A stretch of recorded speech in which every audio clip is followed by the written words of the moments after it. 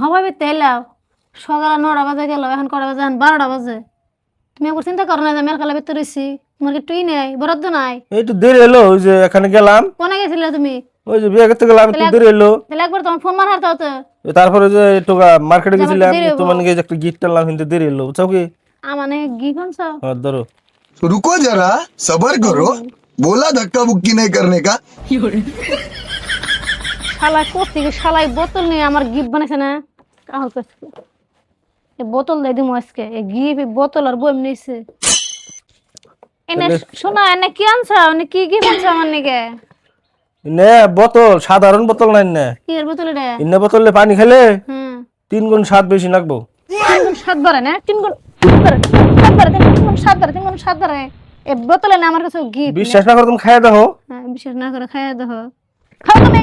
মা আমি খেলার তুমি বোতল